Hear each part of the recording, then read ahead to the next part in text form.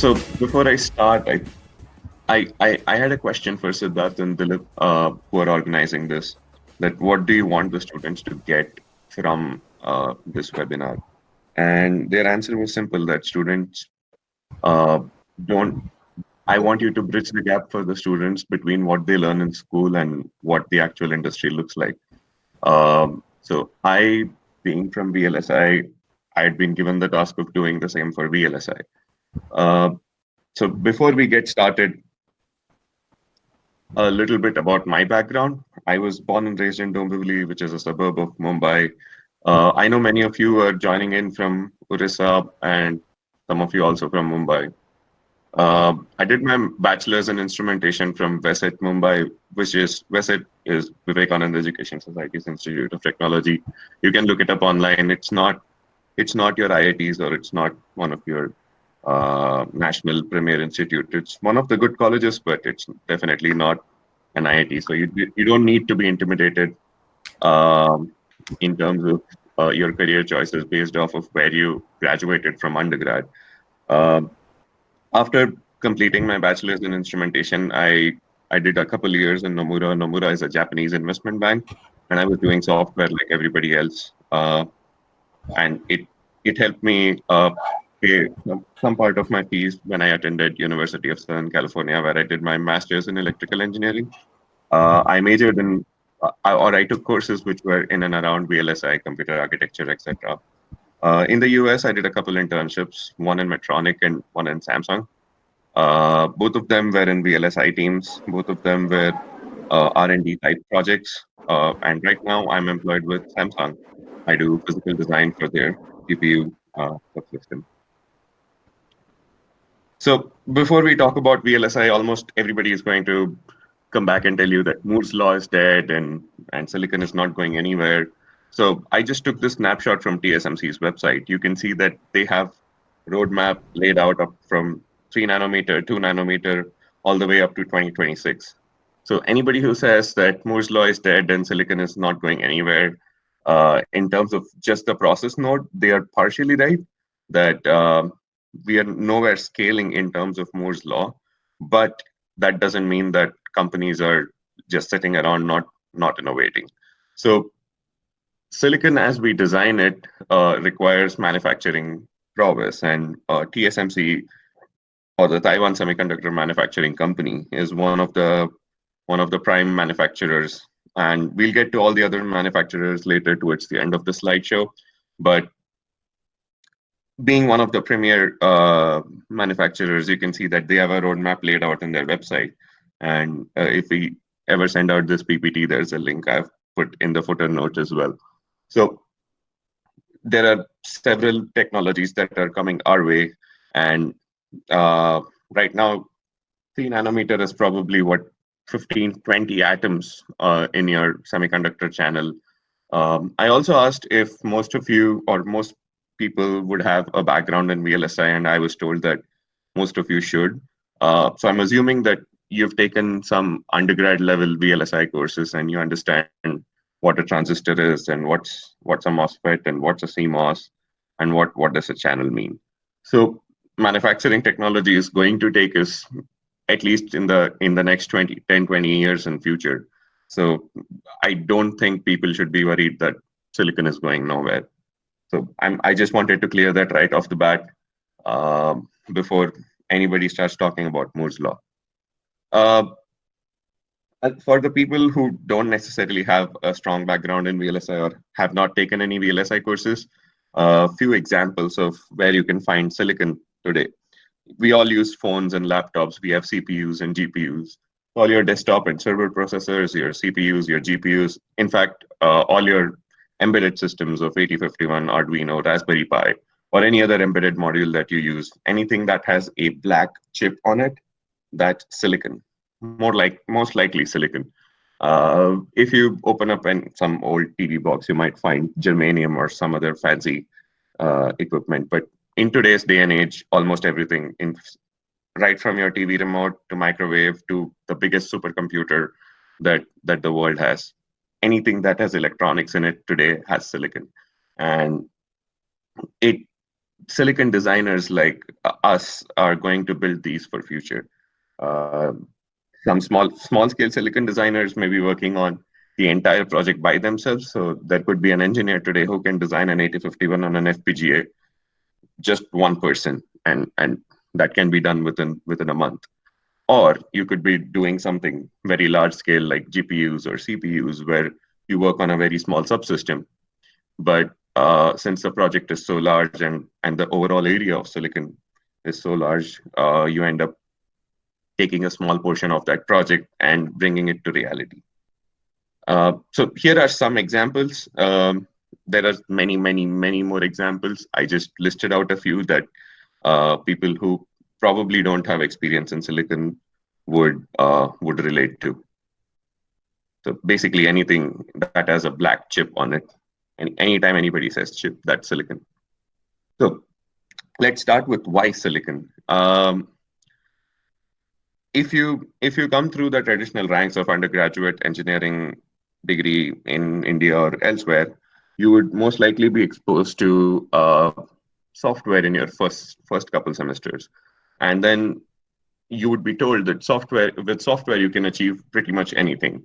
You give me a CPU, a very fast CPU, and I can write code to do any magic I want. I'll give you an example. So if I want to take pretty pictures, uh, again, we know today that hardware can take you somewhere, but it's image processing that makes, or it's the software that makes these phone cameras very good. For example, Google's Pixel doesn't necessarily have a very special camera hardware, but they have very special software. What makes Google Pixel's photos so crispy and so beautiful? And it's the Google's image processing software that does the magic. But they couldn't pull it off just in software, which is why they have a team today in Google which works on Pixel Core. Pixel Core is a custom silicon IP that Google builds and puts in every single Google Pixel that they build. That accelerates any software algorithm that they write significantly, so that when you click a photo on your smartphone, it ends up processing the whole photo with their magic image processing software in a matter of less than 1 second. Similarly, iPhones have neural processing engines. If you are familiar with cloud computers, they seem to be all the rage in the software world. Again, for in the software world, in cloud, Amazon, Microsoft, these are probably the two biggest players. They have huge FPGA arrays built into Azure and AWS, where silicon engineers can write Verilog to accelerate specific software algorithms. And to point out scale, how good or bad AI acceleration or software acceleration in general on cloud is, if a software gives you 1x speed, hardware for the same software can easily give you 100x the speed. So that for a lot of data churning companies is huge. Um, Everybody, I hope, is familiar with GPUs. We all play games. We all render graphics. So all the rendering graphics is done by GPU, which, if you think about it, back in 1998, before NVIDIA sort of pioneered GPU as we know it, we didn't really need GPUs. We had a few video cards that used to output to our TVs, and that was the computer GPU. But NVIDIA came along and said that we can make the games look prettier and faster. And these are all your, uh, let's say, applications that are very common and everybody might know about.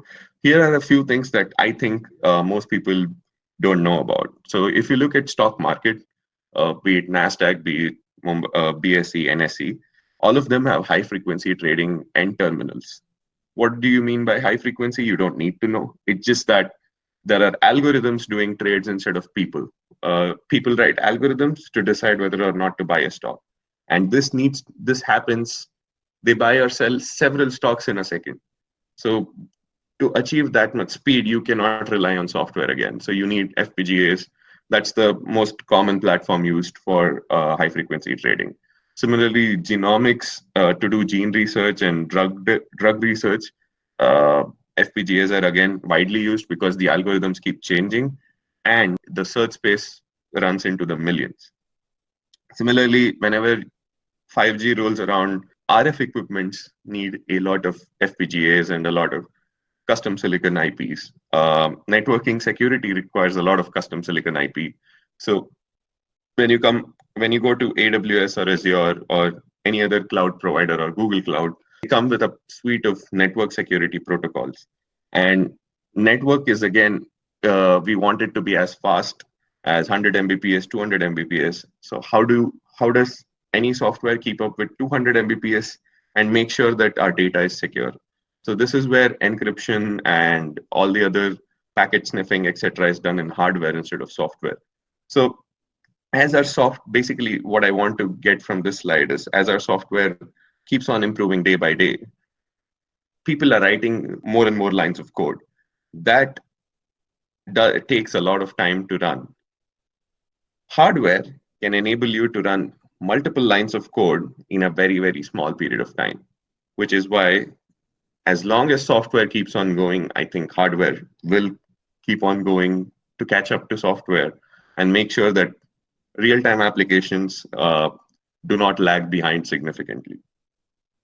Now, a classic example of what a VLSI project looks like from a company perspective. So let's say you can take a company like Qualcomm, Samsung's GPU team that I work for, or any other silicon team. I got this picture off of Wikipedia, but this truly represents what actually happens in the industry, where it starts off with an idea. It may be an idea, it may be something that you want to compete with your competitor, etc. So you have to come up with something new. So it starts off with a spec sheet where you write that I want to build a CPU or an FPGA accelerator for image processing that can deliver 30 different algorithms to one image that I take, or several bursts of images, 3 or 4 images I take from my phone, and combine them together in a special way and apply all this mathematical operations on them.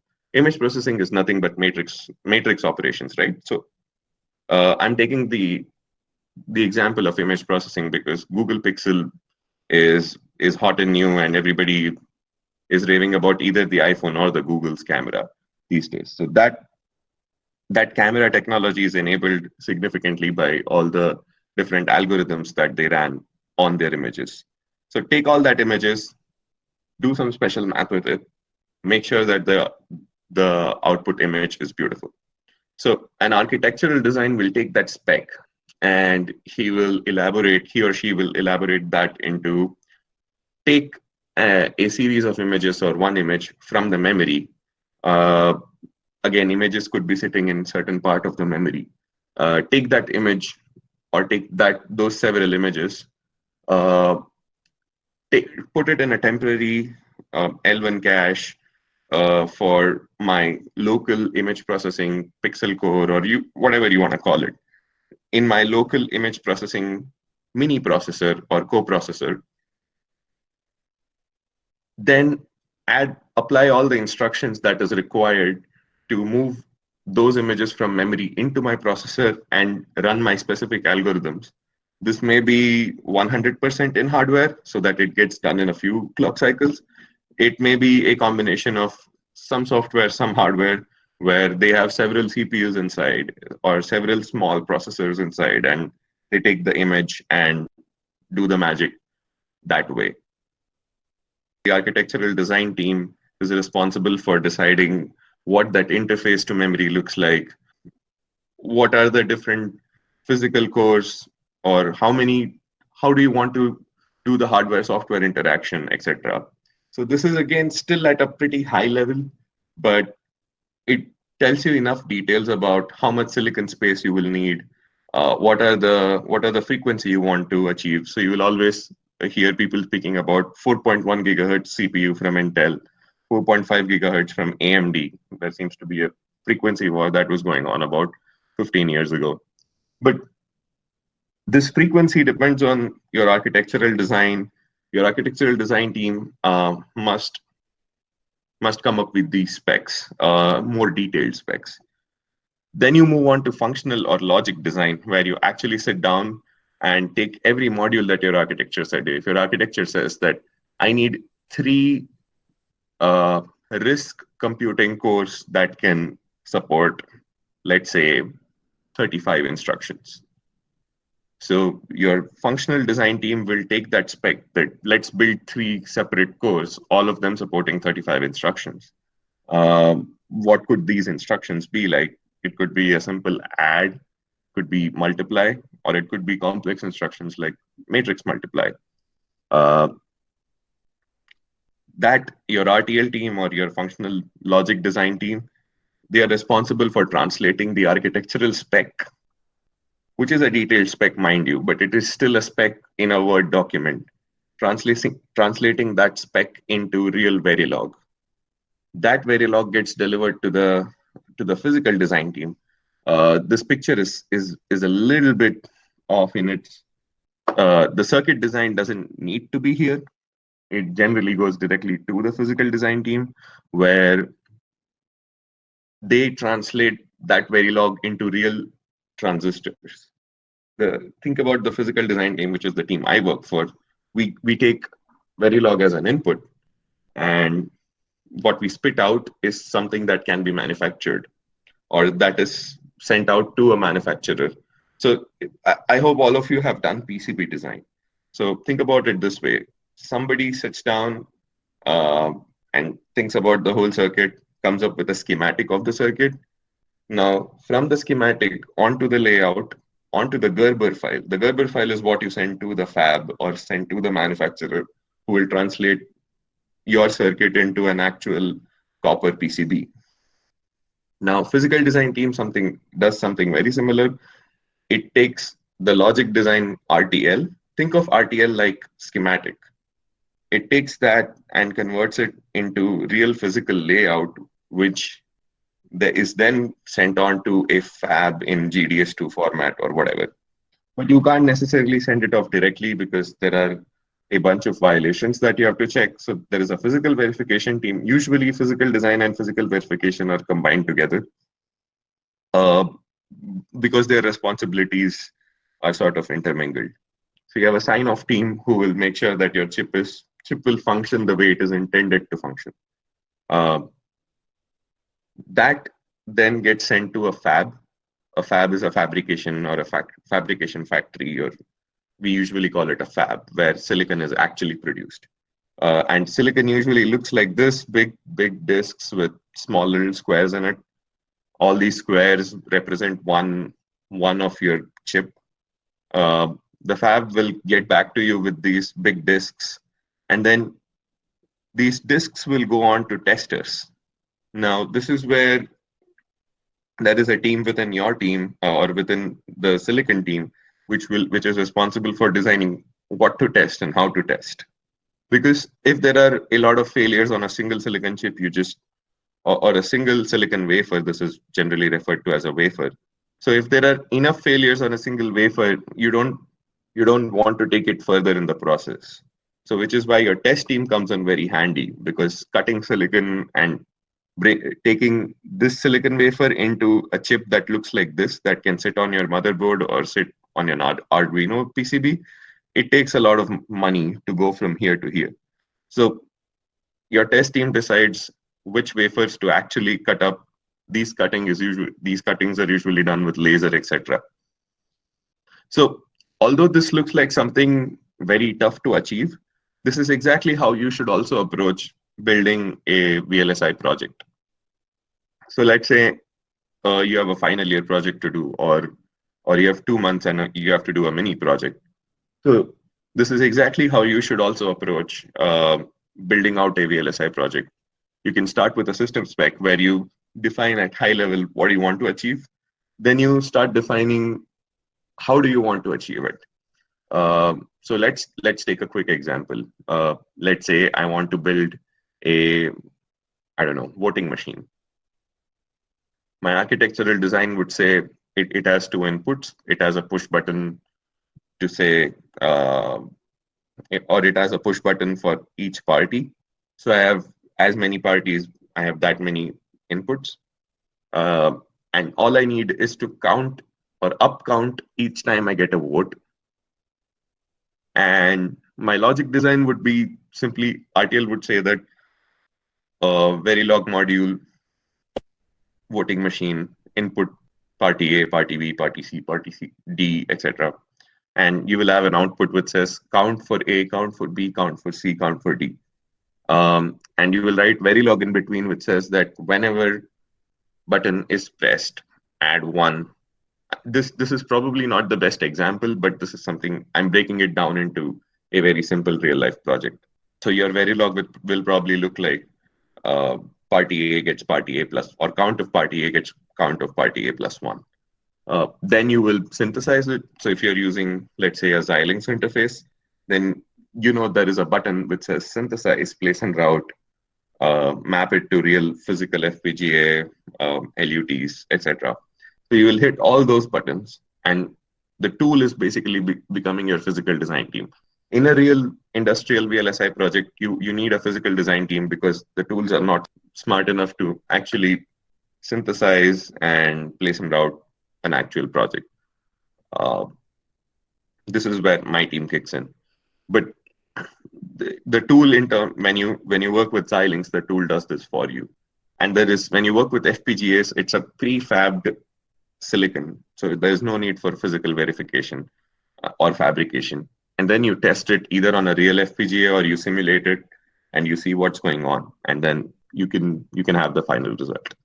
So if you approach your projects in this way, the next time you sit down for an interview, you can depending on which team you're interviewing with. Let's say you're interviewing with RTL design team. Uh, it'll make your life 10 times easier to communicate with them in a language that they understand. So although this is not an interview prep webinar, but this is something, if you approach your real life or your school projects in this flow, it'll help you tomorrow in the real world. Now, this is something that I wished I knew when I was an undergrad, that I talked about these different flows, but in a school project, there's going to be 2 or 3 people, and let's be real, just 1 or 2 people who are going to go through this entire flow and come up with the final project. So I wish I knew that there were several teams that I could be working for, and all of these teams are in several cities in India, Bangalore and Pune being one of the uh, one of the biggest silicon hubs in India, and Bangalore being the biggest one. All the silicon companies most likely have their branches or have a branch in India. So all the different life cycle of the project that you just saw, all of them have a representation in terms of their related team. So architecture is a team within itself, RTL or logic design. So RTL and logic design is so complex that they need a verification team. So all the verification team does is to check if RTL is working or RTL is doing what it is supposed to do. And verification today in today's industry is so important that there are 3 to 4 verification engineers for one RTL designer, because designing Verilog is easy, but making sure that in a complex project, testing it again and again and again from very different test benches, that's very difficult. So you have, if anybody is interested, verification jobs are something that are a lot, and verification is closer to front end than to back end. So here in the flow, the functional design, architectural design, and spec, this is where front end ends and everything else is back end. You will always refer to people asking you in silicon, are you front end or back end? So are you in this half or the upper half? Uh, so verification also comes under the front end category. Physical design is backend, circuit design is backend, package testing, TFT. Program management, most silicon teams today have program managers. If anybody is interested in that, that also is something, a team that you can look for. Infrastructure and CAD is an interesting package. So if you're more software leaning person, infrastructure and CAD is is a place where you can use your software skills. It's not developing silicon software. It's making sure that all the other teams have the tools to uh, work in a way which enables them to perform efficiently. So infrastructure, for example, will make sure that there is a flow in place which takes an RTL design's design and helps him understand whether it's performing correctly, helps him put through the various tools. Um, there are several tool vendors in the industry who who give you tool who give you tools to make sure that your design is either performing correctly or it actually helps you translate your design from Verilog to actual silicon. It helps you simulate using just architecture. Architecture could be written in like a C model, which is very high level software programming language. Uh, so these are several teams that you should be looking out for when you're looking for jobs, and make sure that you intend to to be in one of these teams. There are a few companies that almost all of them have their silicon teams in India. I'm not sure about a few of them, but I'm sure almost all of them have silicon teams in India. So industries around VLSI include NVIDIA, Intel, Samsung, Apple, AMD. These are your classic examples. Whenever somebody asks you who manufactures chips, these are the uh, answers that you get typically. The manufacturers are TSMC, Samsung. Intel has its own foundry, so it's a manufacturer within itself. There's global foundries. So these are few companies who actually take the GDS2 from a physical design team and they give you physical silicon back. So they have fabs and clean rooms, and if somebody is interested in that, the manufacturing is usually not in India. Um, so I don't think lithography or manufacturing is something that could be very easy to get into in India. Then there are embedded chip design firms like TI, Microchip, Renesas. Bosch has a bunch of silicon.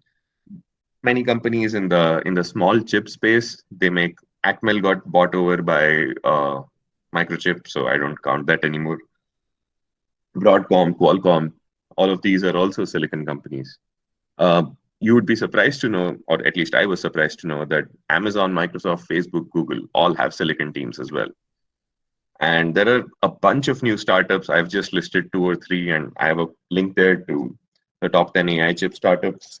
AI chips are something that all the startups are getting into because AI is an inherently slow algorithm. It takes several iterations, and it is best suited for silicon to accelerate. So all the new startups are coming up with AI. And to enable all of them, there are tool vendors. They provide synthesis tools, place and route tools, formal verification, physical verification, etc. So tool vendors are Synopsys, Cadence, and Mentor. These are the primary tool vendors. But today, thankfully, the open source community has come up with a bunch of tools. So young developers are not stuck with $1 million tools. Uh, I haven't listed all the open source tools yet, but one thing that how I got started was using Xilinx FPGA tools. And for students, especially if you have a student account, it's free. You can basically download it from their website, get a license key for it, and start running silicon designs. So if I were to give advice on how to get started, would be to start with Xilinx FPGAs. That's the easiest entry point into the VLSI world. And that's about it. I took about 35 minutes, I guess. Yeah, and I request all of you to post your questions on the chat. Sure, right. If someone has a question, y'all can probably post on the chat your entire question. So, one of the questions which I wanted to ask, right, given the situation and the economics and the whole paradigm shift that's happening after the corona outbreak, uh, a lot of manufacturing companies are basically are based from China. And how do you think is so, like you said, you won't find a lot of fab labs and manufacturing units in India for folks to work around with. So, do you see a lot of shift coming in that area? Do you see, you know, the big semiconductor firms jumping into India for manufacturing? Specific to VLSI, the manufacturing firms, I believe the setup takes a lot of money uh, to actually move a fab from one country to the other. It takes a huge amount of space, a lot of at least a few $100 million of investment. So I don't believe it is feasible for us to be waiting for fab labs to start moving into India. It's not as easy as PCB manufacturing that Sure, a sure. few people can come together and set shop and start working on it. So on a realistic scale, I don't believe that could be a reality anytime soon. So which is where I was very apprehensive to suggest people to start looking at fab labs because it sounds like real work where you can wear a clean hazmat suit and start working with real silicon, but I don't believe that's something coming into India anytime soon. And setting up one Fair. of these labs takes several years. So even if somebody decides to move to India, it'll be at least 5 or 6 years before they can actually do something useful uh, here. Fair, fair. All right. We have a question from Vikas Kumar. So, what do you think? Like, if not Fab Lab, what other industry do you see coming? What other process do you see coming back to India? If not the Uh, brain. I see a lot of design teams moving to India for sure. Uh, this could be RTL design teams, verification teams, physical design teams. I don't see a lot of architecture coming into India, or at least that has been my experience so far. That I haven't seen a lot of architecture teams moving into India. There are a Right. few, but not many. But RTL design, verification, physical design are definitely on the uptick in India. There are several startups also. So I think this question asks specifically what courses should we take. I would say take your undergraduate VLSI course, whatever your university has to offer. My undergraduate was an instrumentation, which gave me zero or no courses in silicon design at all. Uh, so what I did was during my second year, I did an internship in BARC, and I got to work with FPGAs back there. I got curious about FPGAs from that internship. I didn't quite deliver a lot. I was 18 at the time, so I didn't know much, but it triggered a curiosity in me to learn more about FPGAs and silicon in general, and that got me into Eduvans. Jonathan Joshi came on to my college, and he proposed a VLSI course that I attended when I was in my third year of engineering, and he gave me all the fundamental principles of how to write Verilog, what does a design look like, um, and Eduvance was key in making sure that I had my fundamentals clear during my undergraduate. I wrote a couple papers with them, and that sort of helped me keep the interest going in FPGA projects. And I interned at Eduvance as well when I was in India. Uh, so I went back into an IT job with Nomura to pay my masters. That was my goal with the job. So I did a couple years there, but I all along knew that I wanted to do a master's degree. So I applied during at the end of my first year of my job at Nomura. I got accepted into University of Southern California, and that's where I got started in true VLSI. So if you want to Yeah. do courses, there are courses available from Eduvance. There are a lot of courses on Coursera, Udemy. Just type in Verilog and you'll find a bunch. Uh, but I recommend doing something that's hands-on because you get to play with what you're actually working with, and it's a little more to your pace rather than to the professor's pace. But I would start with undergraduate, whatever course your university has to offer, and start looking into places like Eduvance where there could be more courses that are offered. We have a couple of questions here. So Vikas Kumar wants to understand what is FPGA. So if you can just give him a small, like a very brief background, because we have another question lined up after that. Yeah, I just replied on the chat that it is FPGA, so Field Programmable Gate Array. As the name suggests, uh, each word has its significance. So let's start with gate array. It's an array of gates. So let's just Google FPGA, right? I want a picture. So internally, this is what an FPGA looks like, right? It's a bunch of lookup tables. Uh, I don't want to get into the complex logic of why did they choose lookup tables, but let's just say that it's an array of gates. Think of FPGAs this way: is Lego blocks. I hope everybody has played with Lego blocks, right? So Right. FPGA gives you all the tools inside a Lego box where you can customize whatever shape or size you want. So FPGA is a gate array.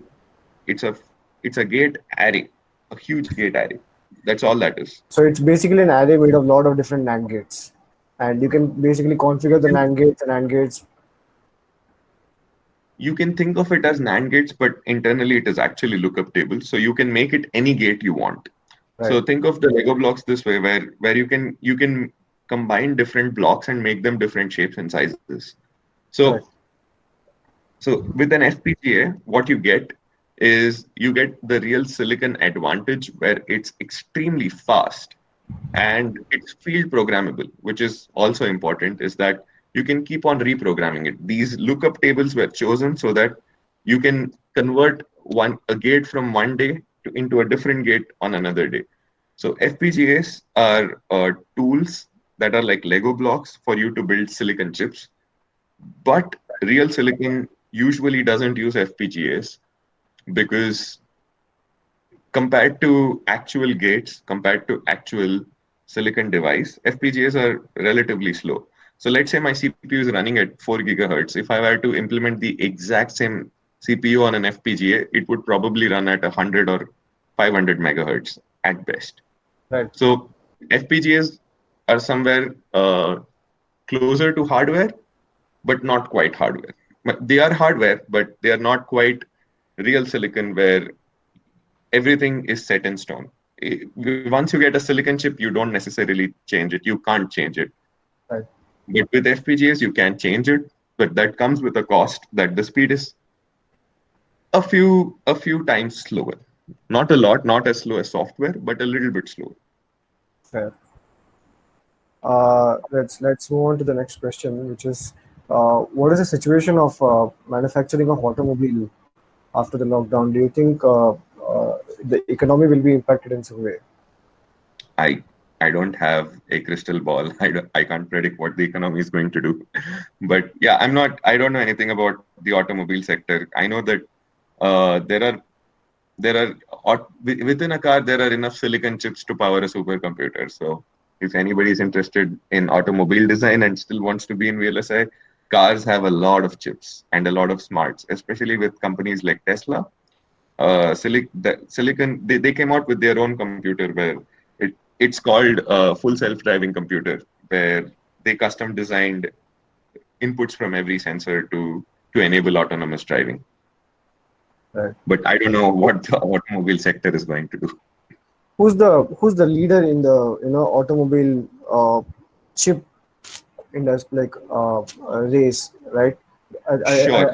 Last I checked, I think Broadcom or MediaTek were like one of the top guns in automobile. Depending on what you're looking for. So there are certain sensors. For example, the exhaust pipe has a carbon sensor, where Mhm. if the carbon emission from the exhaust pipe is exceeding a certain threshold, it triggers a warning, which is a very small computer feedback loop. But that is usually done by Bosch. So all the small circuits, I think Bosch is one of the leading companies. Samsung does a bunch of infotainment centers, so all the dashboards and all the screens that Right. you see is enabled by Samsung. All the self-driving right now, I think, is custom Mhm. or NVIDIA GPU based. NVIDIA GPUs or NVIDIA as a platform for self-driving cars, and most companies are either using that or building something themselves. So Tesla is building something themselves. I'm not sure what Google, what Waymo, and what I think ARM is also involved in the dashboard sector. Uh, I yeah, read about everything it. is ARM Yeah, processors these days. So yeah, ARM ARM is involved in everything. Uh, any computer you pick up today is most likely going to be an ARM-based Cortex CPU. So right. so ARM is one of the leading CPU architecture, or the probably the only RISC-based CPU that people use these days. All right. There is Uh, scope for custom architectures. There's a new custom open source architecture called RISC-V that is released. RISC-V is completely open source and anybody can play with it. So if anybody is interested in architecture, I recommend reading up on RISC-V because all the tools are open source, all the necessary ingredients are free to use. Sure.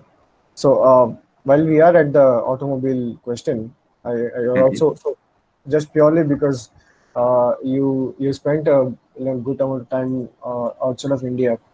What? How good are the electric cars, man? Really? Like, uh, how big are they? Uh, Teslas are insane. Teslas are an experience. I don't own a Tesla, but I've sat inside several Teslas, and they are an experience within themselves. A regular car or a car like the one I own makes a lot of noise. Teslas are insanely silent so aren't and the car freaks like a lot into the noise? they are a lot into the noise, but Tesla gives them something that not other cars gives them. So when you start off in a regular engine car, you don't get all your torque in the low end. And Mhm. when you want to jumpstart in a race, you need all the torque in the lowest RPM possible. So, which is why you hear them rev up to like 5K so that they can get the torque. There is a torque and a speed curve. I don't want to get into that, but Sure, but Tesla gives them all torque as soon as you hit the accelerator, and that is insane. It gives you the roller coaster feeling where you're off the cuff. sure. Are Okay. there any And other manufacturers apart from Tesla? Just asking. No. Chevy has a Bolt. It's a fully electric vehicle. Uh, Toyota has a hydrogen car called Mirai. I missed one question from Pradyumna. Any verification companies you suggest? Yeah. All silicon companies have verification teams. So any company that I've spoken about, Qualcomm, Broadcom, TI, Microchip, um, Intel, Nvidia, Google, Facebook, all silicon teams need verification, and is verification teams are 4 to 5 times the size of the actual design team, which is against all conventional logic. But writing or designing a system is easy, but making sure it works well is the difficult part. So any there are a lot of contract verification teams also in India, where if you just go to Glassdoor or go to any of these websites that list jobs and just type in system verilog or verification, and you'll find all the companies that offer verification. Sure. Sir, I also heard, please don't call me sir. I also heard with RISC-V coming up, all the old CISC, RISC, and ARM processors will become obsolete. A new revolution is coming. Uh, Intel and ARM, what are your comments on that? What about fabrication of RISC-V chips? So there is one successful startup that is using RISC-V called Sci5. It has a branch in Pune. You guys can look it up. So I have met a bunch of people from Sci5. It seems to be a really cool company to work for. But Sci5 is one startup that is 100% purely doing RISC-V. They contribute to the open source community. They take design. They have several tools. They have a wonderful uh, set of chips that they can support right from the smallest microprocessor to the largest CPUs that you want. But will it replace ARM? I don't think so. It might happen in the next 10 to 15 years, but ARM is innovating at a pace that the open source community needs to catch up immediately, which I don't think is happening like right now. Uh, a big win for RISC-V was that NVIDIA started using a bunch of RISC-V in several of their GPUs. But Risk 5, thankfully, is funded by all the major companies, like uh, except ARM, of course. But all the other major companies are either gold sponsors, platinum sponsors for the Risk 5 Association. And I have also worked on Risk 5 quite a bit, but silicon industries have a lot of inertia, so I don't believe we are all moving to Risk 5 immediately, especially in mainstream processors. The move will be much more immediate in small embedded processors where they don't really care for legacy software support. I hope that answers your question. I don't think it's definitely a revolution coming, but it won't happen overnight that suddenly an iPhone is released and everybody uses one.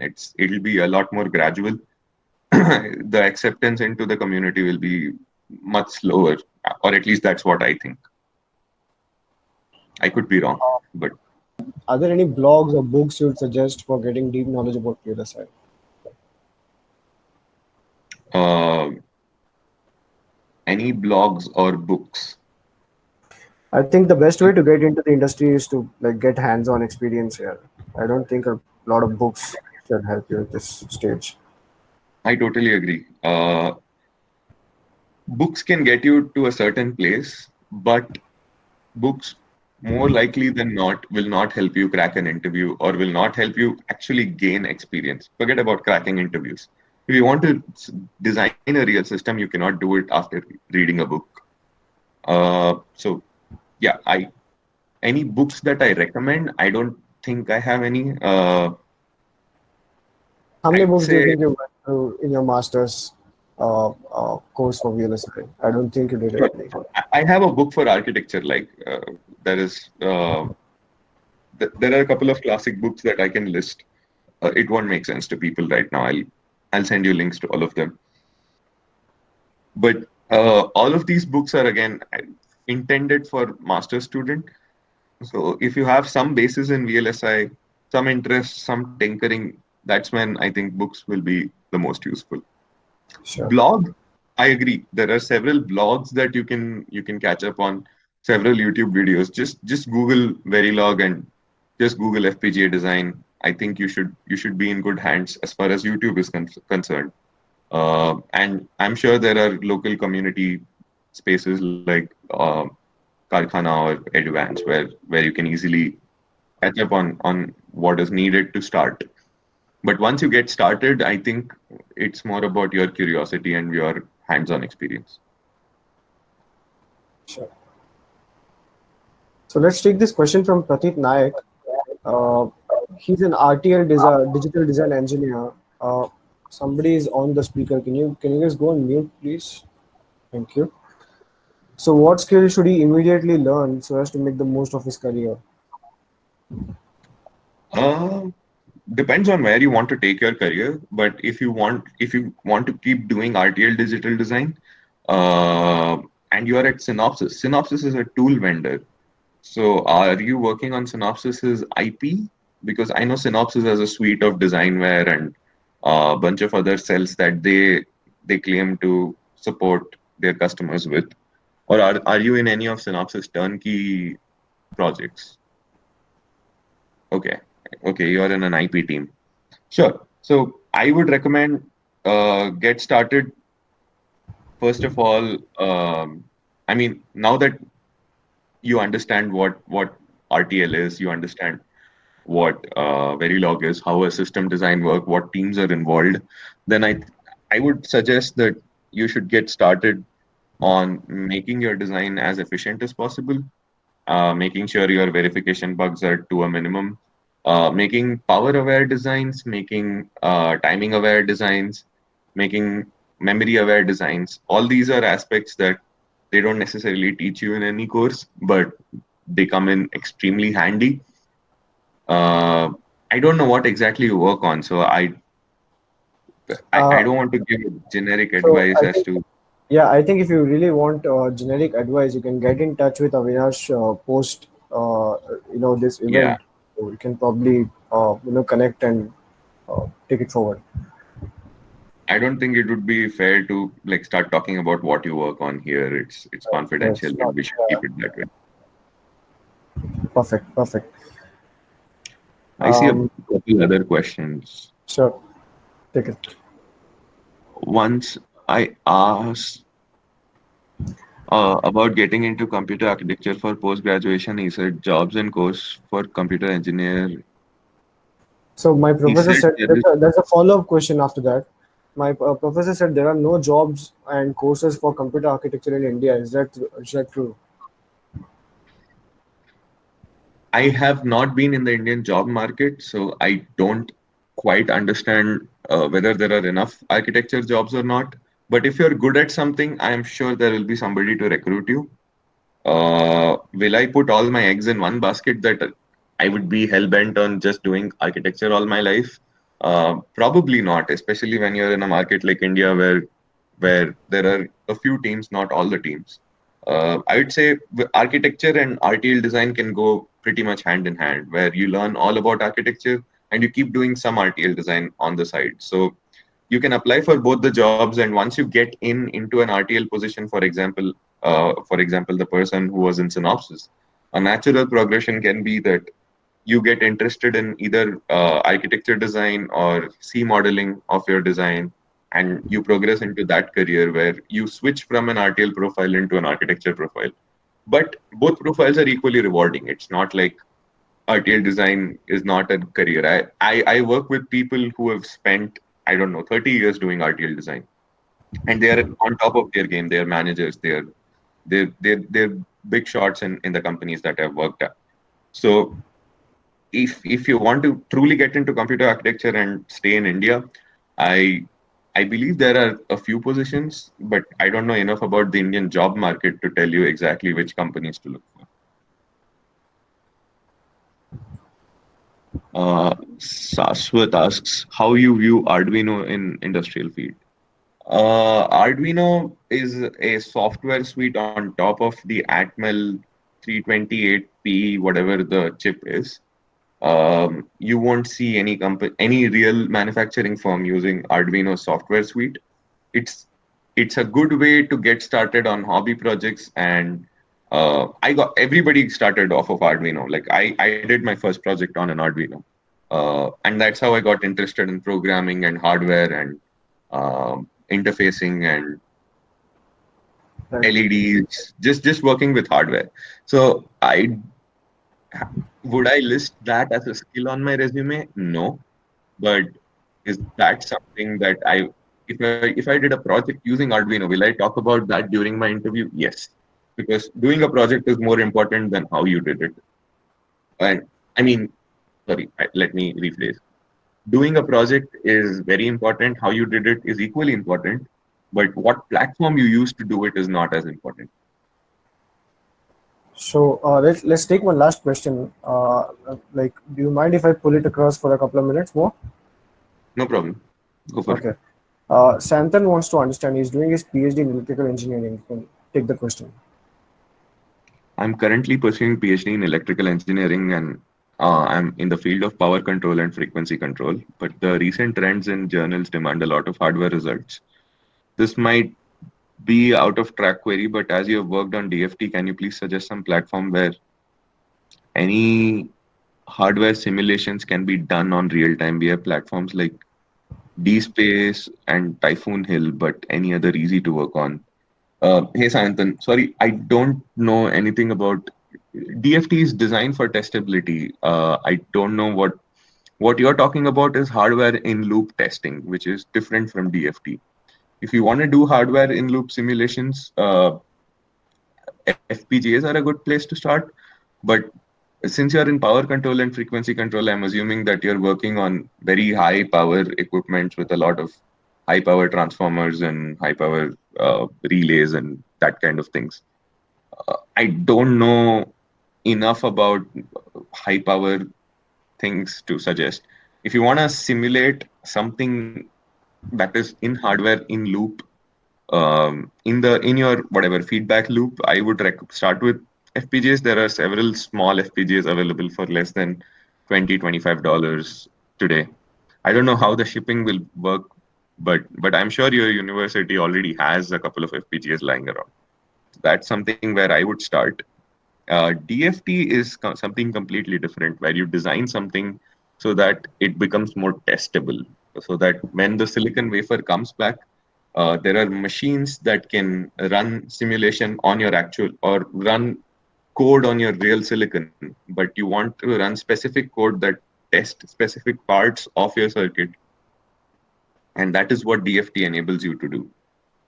I don't know enough about hardware in loop testing. That we can catch up. You can probably send me something about what exactly you're working on, and I can probably come up with a solution. But but I don't know enough about DSpace or Typhoon Hill. Never heard of them before. I want to know the features of PCB design in India as a startup. I think it means future.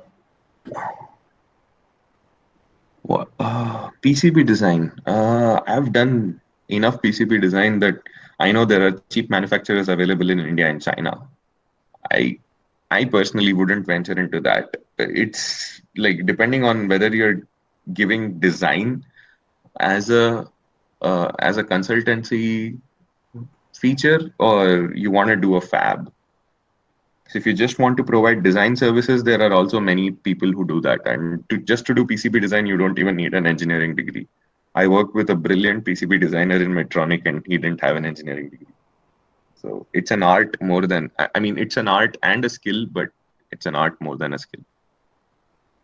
Sure.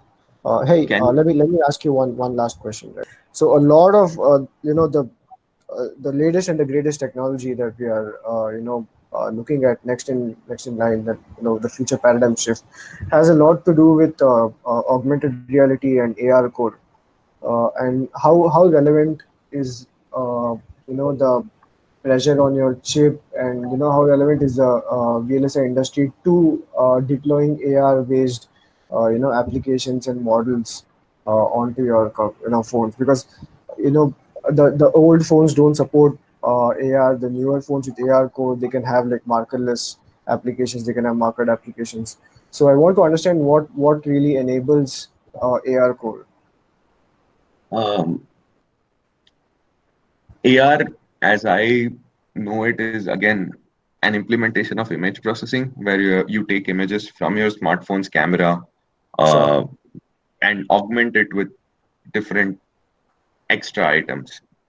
And you make Right. sure that it is scaling in real time to your actual reality. So I think it has everything to do with hardware. And speaking of AR with VR, I actually interviewed with Microsoft HoloLens team. So VR has a lot of relevance in silicon because there you have to, and GPU specifically, because there you have to render multiple realities in real time within your headset. But but AR wise within the phone, I don't know enough about whether there are hardware accelerators for AR specifically, but I believe this AR as a student project is very, very, very interesting, and that will stand out in anybody's resume if you were to implement. If you were to take something like a Raspberry Pi camera or some camera module that you get off the shelf, interface it with an FPGA, and implement a very interesting AR application on top of it. So that sounds like a standout master's level project that somebody, if anybody Sure. takes up, will be a standout feature of their resume. So just to follow up, how different is deploying an AR based application on your phone to what a lot of different applications like Instagram and Snapchat and these guys are already offering, because a lot of your face filters and a lot of those built-in filters along that comes along with the app. So all of those things are like server based, right? So you need they are basically deployed from the internet down to your phone, and it's not actually running in the phone. Am I right? Am I wrong? The things that you see in real time are mostly on your phone. The things where uh, the things where you send off a small video packet to them, they post process it and send it back to you. That's where they're doing it on the cloud, because our network is not strong enough to make that connection quickly enough that Instagram comes in and it keeps relaying your images back and forth. I don't. think that is Yeah, what that's is. probably not possible. Yeah. So, so the bottleneck is network and not their capacity to do it. But I don't believe that they're still doing it in software in your phone itself. But if in future there were, let's say, silicon co-processors where application applications could make use of that small portion of silicon, I think that'll be a game changer for AR. Perfect. Perfect. Thanks. I believe are there any more questions? Um, How did you start writing paper in your BTech years? What were your topics? To be honest, I started off with my professor's suggestions, and I was attending Eduvance, and the CEO there had a couple suggestions. That's how I got started. I didn't know much about writing papers as well. Like I got introduced to papers by him, and uh, yeah. So I that was mostly what how, how I got started into writing papers. How GPU plays a role in today's century, because Google has come up with Stadia. If I have low GPU, I can play high-end games. Sure, Google has come up with Stadia, but the rollout hasn't been great. People, Stadia has become a meme. But anyways, I see what you're saying. GPUs are still GPUs. You cannot replace them with anything else. You want so the what GPU does is it renders graphics on your screen. What you see right now on your screen, my face or somebody else's face, that is not GPU. GPU is when you play a game, you see a person walking. So all of that requires a lot of math, and that think of GPU this way. This is a classic example that my company's director gives me. That CPU is like a really fast race car.